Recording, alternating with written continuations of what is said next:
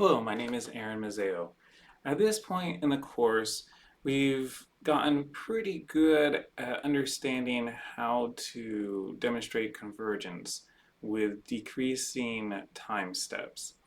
In this assignment, what we're going to do is explore what happens when we decrease the size of the mesh in both finite difference and finite element. And an increased or a decreased size of mesh corresponds to increasing the number of nodes or the number of elements that we have in our simulation. And of course, that increases the amount of time that's required for the simulation to complete and can lead to higher accuracy. So we're going to be doing work in both Matlab and Ansys. So to start, what I would like us to do is go ahead and open up our saved turkey demonstration. And if you happen to delete it or whatever, you can go back and look at the other video, and it shouldn't take that long to recreate. So we've got our turkey. Of course, this does not look like a turkey. But what we're going to do is we're going to open up the model, and we're going to change just a couple of things in the Ansys model that will allow us to see the effect of the change in the size of the mesh on the final temperature at the middle of the box. Okay, so once again, we're doing the heat equation, or we're looking at the heat equation in 2D. So the modeler comes up, and of course it takes a little while. And this is in 2023 R2, the student version.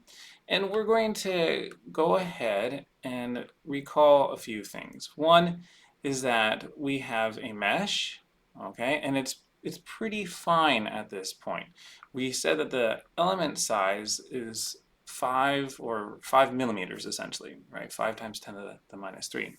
So what we want to do is we want to try going through this problem in having a very large mesh to a mesh that's pretty small, and even smaller than what we have here. So to do this, we're actually going to open up Excel. And for this example, okay, I'm just going to bring up a blank sheet, and we're going to have something where we think of the number of nodes minus 1, okay? So remember, if I had two delta x's, right, and they're back to back, I actually have 1, 2, 3 nodes, but I have 2 spaces. So we're going to talk about that as nodes minus 1. So we're going to do 2, 4, 8, 16, 32, you get the idea, 64, 128, okay, for our mesh size, or for the number of nodes minus 1, all right, and that's going to dictate the size of the mesh. So when we come over here, we're going to say, what should the spacing, or what should the mesh size be for these scenarios? And for that, we're going to recall that we're using 0.19 meters, or 190 millimeters for the length of the side of this square box. Okay, the sides of this square box. So for that, so that's 0.19 meter, and then I'm going to divide by the number of nodes minus 1. So I'm going to take that, divide by this, and then I'm just going to, and you can do this in Google Sheets, you don't have to do this in Excel, of course, and I'm just going to copy it down. And so now what I have is a bunch of mesh sizes that I want the simulation to run through. And you know, what I'm expecting is that as I decrease the size of the mesh, as we increase the number of nodes, okay, along a length, we're going to see convergence onto a temperature. So I'll put this away. I have it here, okay, so you can see these are the spacings we're going to have. And what I'm going to do is I'm going to take that first spacing of 0.095, okay, and I'm going to come over here, and I'm just going to put 0.095. I hit enter, and it didn't do anything, but it says there's an obsolete mesh and there's a failed mesh, and so I just generate the mesh. I come up here, left click, up at the top, and wow. Okay, isn't that a beautiful mesh? It's not that exciting, right? It has 4 elements, okay?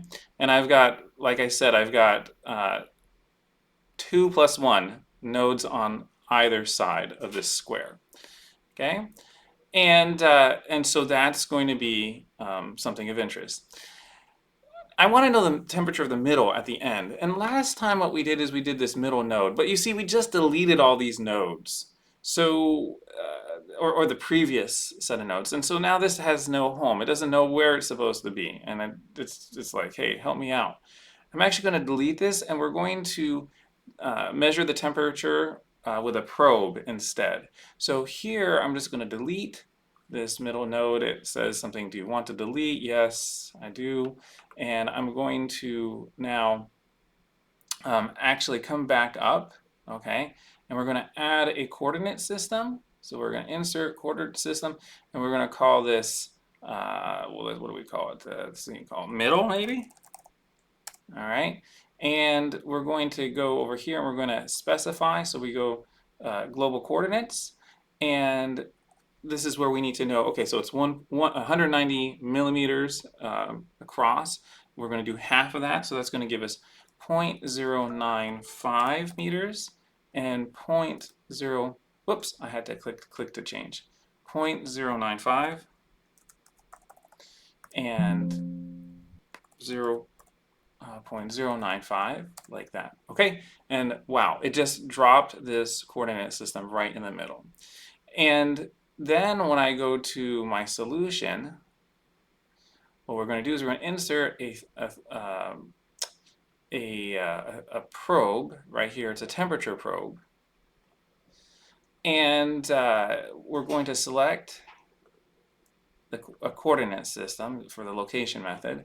And then we're not going to use a global coordinate system, but we're going to use middle, which we just defined. And you see that it has the x coordinate and the y coordinate right there, and it's z. This is 2D.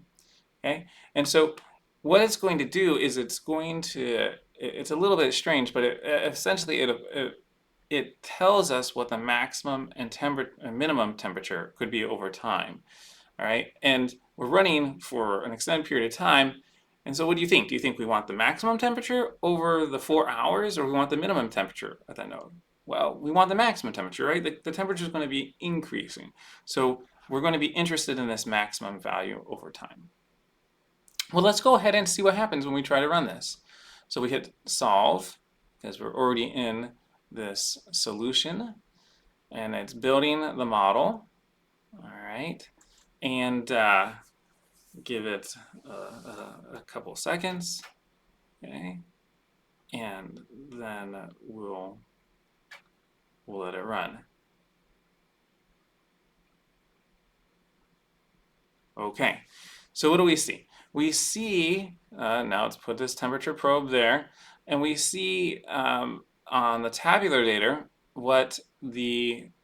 data we see what the temperatures were at different time steps. And at 4 hours, 14,400 seconds, we see that we got to 36 point whatever degrees Celsius. This is actually pretty close. It's not that far off from what we got the last time, okay? It's lower, but it's not, considering we only have 1, 2, 3, 4, 5, 6, 7, 8, 9 nodes in the whole system. Okay, it's actually kind of impressive that it was able to get the middle temperature that close. Okay, and we'll quantify this more clearly in a little bit. Now, what we want our simulation to do. Okay, and so now we see here maximum over time, minimum over time. So we're very much interested in the temperature at the end, and so we can click this to be we're interested in this maximum value over time. And then when I click that, I'll unclick it again. When I click this, it means that this now becomes a parameter that we can monitor at the upper level, at the workbench level.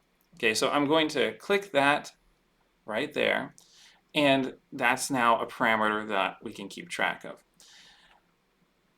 I'm also going to click, and if you look, it'll spit out that temperature, but I also want to put an input parameter into the system, okay? And what is that input parameter?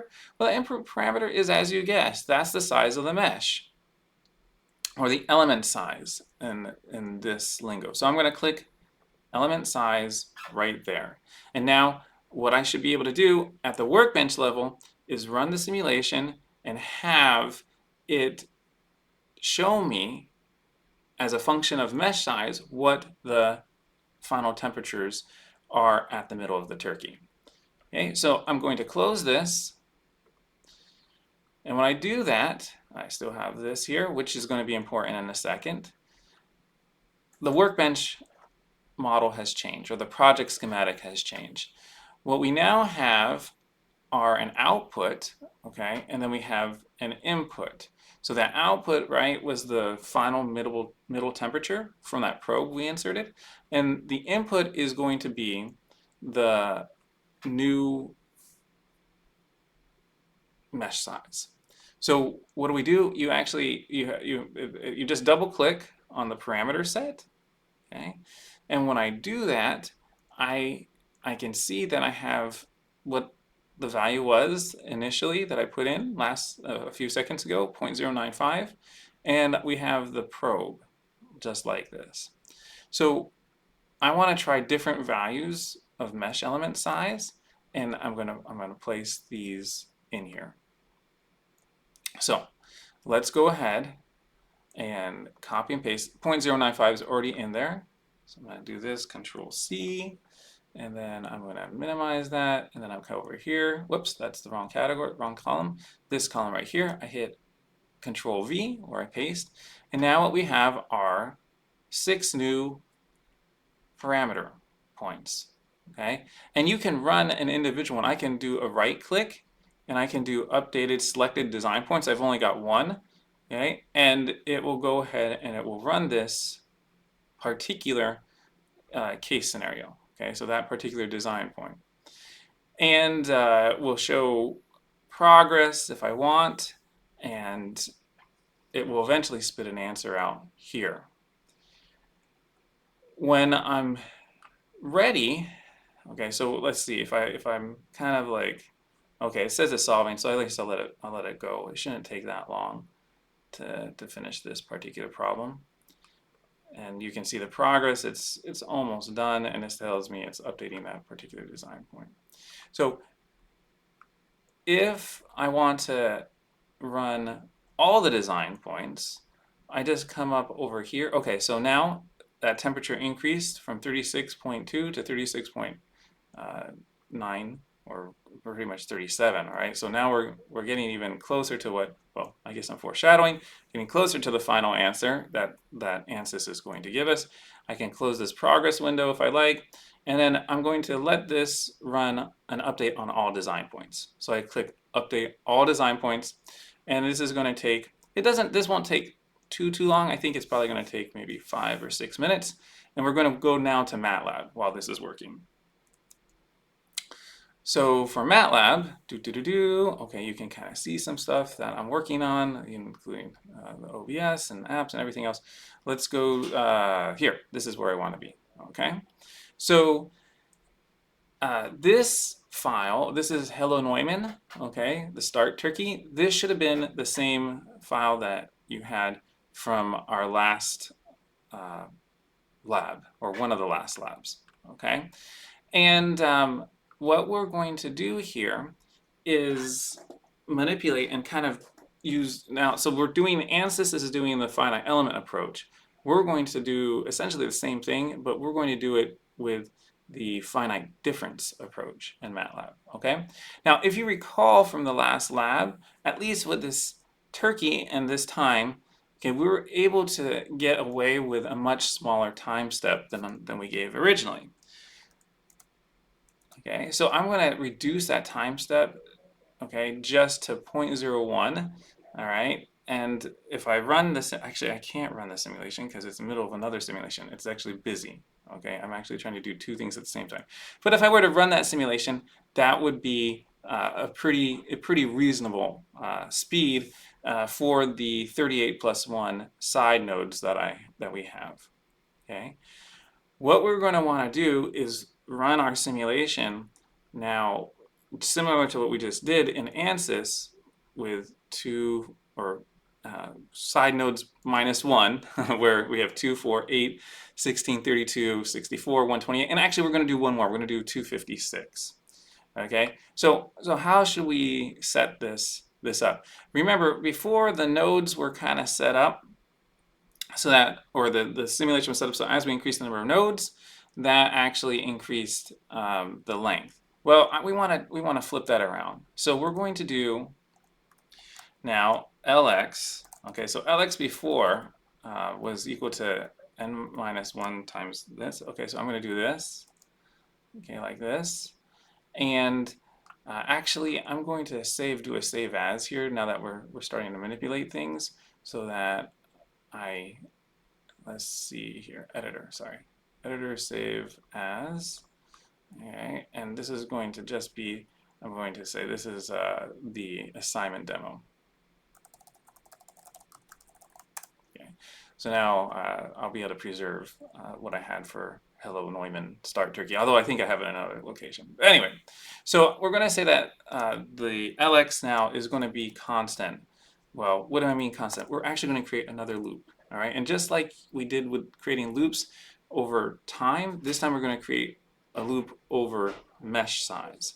Okay, so LX is going to be 0.19, all right, and then I'm going to have a new n, so I'm going to comment that one out. Then an n is now going to be something we'll call n side nodes minus 1. All right, I mean, maybe it's a little bit excessive, okay? And I'm going to create something called n index. I'm saying the name, but sometimes it's useful to have descriptive names, plus 1, okay? And so this is going to give us the number of nodes, okay, that we have along a side to do our calculation. Now, the dx, right, we're going to comment that out. It used to be this. Okay, it's at a fixed size, but now that dx is going to be variable.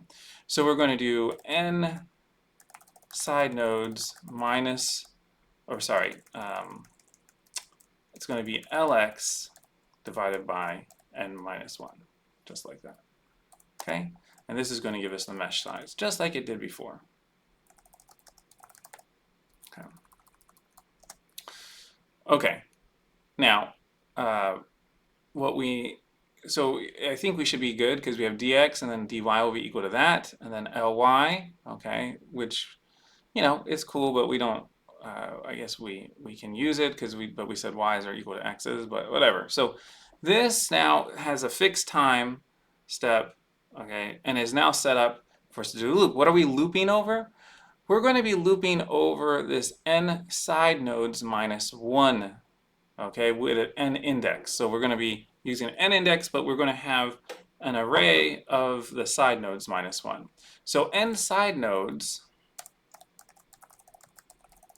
minus 1, okay, is going to be equal to this series of n side nodes, okay, that we're interested in, minus 1. So we're going to have 2, 4, 8, 16, I'm looking at 32, I had to look at the keyboard for the 64, 128, 256, okay?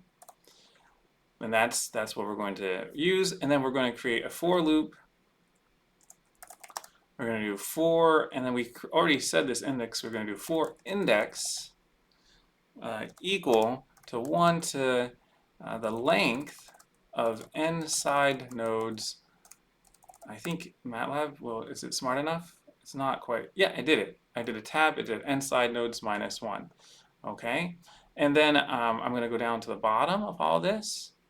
Okay, and I do need to create an n. Okay, but what I actually really need to do is I need to make sure that I record the temperature at the middle temperature at the end of each simulation. So remember, we had this mid-temp that we were calculating and we're plotting in our, or putting in the title and kind of keeping track of. all these different plots that we were generating. Now what we're going to do is we're going to take that mid-temp value and we're going to use it for another parameter or container that we'll call final mid-temps in index. Okay, so as we loop through at the end of one simulation, right, with one time step and one mesh size, it gives us this final middle temperature, okay, which is right here, okay, then I'm going to save that in a container, okay, and this container, okay, is what we want to use, right, to eventually plot the final temperature at the middle of the turkey, right? And so now that's there, but we need to end this outer loop. So for the indexing on the number of side nodes, okay, we're going to do, oh, I lost my space. Just like this, end. Okay, and you know, if we want to make things look a little nicer, we can do Control A and do Control I, and then now we see that the main script that we were using before has been it's been put inside. Okay, just like that. Okay, now what are some of the things that we want to plot? Well, we're going to want to plot the final middle temperature, okay, versus the number of nodes and that we're using, okay, on the side at least. And how do we do that? Well, there are a couple of things that are going to happen. We all want to look at Ansys versus the Matlab, okay. So to do this, okay, what we're going to do is we're going to come down here, and first we're going to do AnsysSideNodes, okay? And for this, I'm just going to make, for Ansys, if I bring up my Excel again, right? We said we were going from 2 to 128, all right? So, you know, whatever, I can type it in, I think that's fine. Hopefully I don't make a mistake. If I do, you will see it and you'll let me know, hopefully. Okay, and we're going to do the Ansys final, whoops, it's jumping around, Ansys final temps. Okay, and for this, we're going to need to copy and paste the results from Ansys. Now let's go back to Ansys real quick. Okay, look, it ran all of those 6 parameters. Okay, so I can just come over here, shift down or whatever, and I do a Control C. Actually, I want this one too. So yeah, because I want the 0.9, that one. So Control C, okay, and I'm going to put it right in here. And those are the values. And just to make this AnsysSideNodes look nice or be a column vector, I put that little apostrophe to transpose the matrix. Okay, so now I've got the Ansys results. Okay, and maybe I just want to plot them first. Okay, so before we even look at what we got from Matlab, let's just do another figure, and we'll do semilog x Ansys side, and I think Matlab might be smart enough. Okay, it wasn't quite smart enough. AnsysSideNodes, it doesn't know it. Okay, side nodes, or I type it in wrong. Okay, versus Ansys final temps. Okay, okay, maybe I typed it in wrong. Did I not? Okay, we'll find out. All right, and then I'm going to do, let's just do it with an asterisk like that. Okay, and I'm going to do X label, number of side nodes,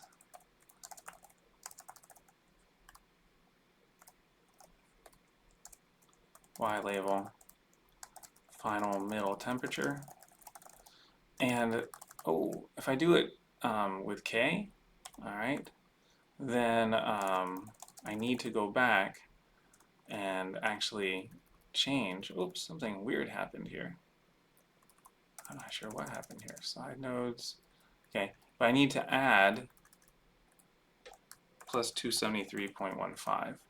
okay? Because that's, right now these outputs are in Celsius, but if we want them in degree, and if we want them in Kelvin, then we're going to need to add that, okay? And then let's see, we'll do a title. That'll be helpful. And we'll say that we're going to keep track of the H, which we haven't changed.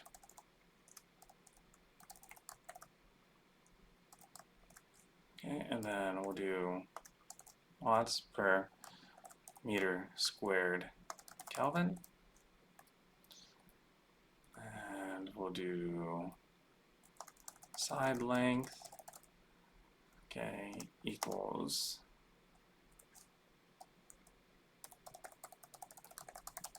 okay, like that.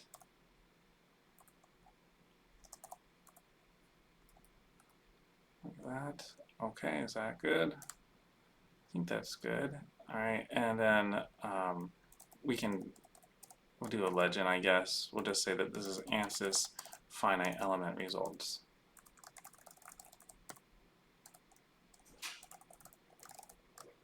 Like that. Okay. So that will be one plot that we'll be interested in. And then we also want to do another plot that shows how Ansys and Matlab, with these two different methods, they compare to each other. So we'll do AnsysSideNodes -1 + 1 final mid-temps x, like that. And that looks good, all right, because we're adding 1. Oh, that also means that I think I have to add, yep, I forgot, I have to add 1 up here too. Okay, so +1. Good. And so I've got a dot, dot, dot, so then I'm going to do, just going to copy this one down here as well. Like this. All right. And for this, the X label and the Y label, these are going to be the same. And for the title, yeah, I'm gonna maybe embellish it a little bit. No, actually, this is probably fine. I'll just do this. Okay, like that. And the legend, what I'll do is copy it, but then I'll add. So we'll have Matlab, because that's being plotted first. Finite difference. Okay, and like this. All right. So my Matlab is still busy. All right. But what will happen here is you can make these plots, and you can get a comparison. You get an idea of, okay, is my mesh size big enough or small enough? The assignment, okay, is for you to do this, all right, with different values for the H, the convective heat transfer, okay, and you're going to keep the T convective the same, all right, and the length of turkey, so you're going to change H, and you're going to change the length of the turkey, right, to match what you said would give you a perfectly cooked turkey, all right. And so yes, we've done it. We've shown how to do it for parameters with the start values, and then you get to do it with the actual values that you were using.